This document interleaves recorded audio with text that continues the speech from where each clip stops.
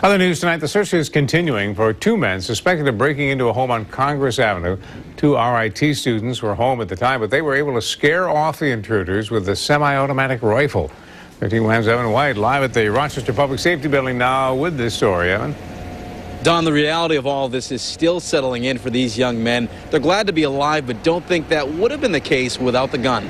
I haven't slept very much in the last couple days. Christopher Boyce can't sleep because he's been thinking about what happened in his apartment on Tuesday morning. They entered in through this window. Boyce says that two armed men broke through the basement window. They must have just fake tapped to lure me downstairs, like it was a knock on the door.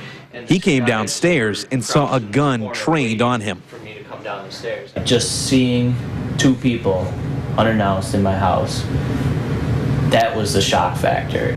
I heard one scream from him, and I knew it wasn't like a I stepped on a piece of glass kind of scream.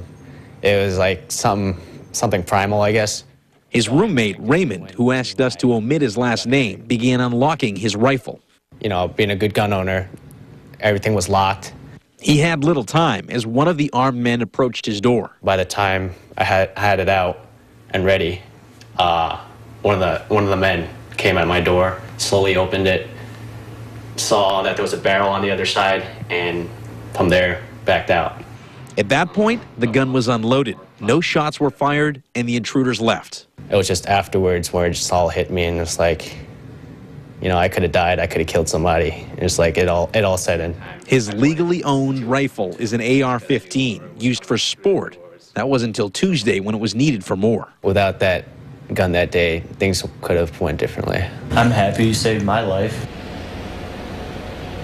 Now, police say that Raymond's gun was legally used. At this point, police believe the two people that entered that home had BB guns on them, and police have not arrested anybody yet regarding this incident. If you have any information, you're asked to contact Crime Stoppers at 423-9300. Reporting live in Rochester, Evan White, 13 Wham News.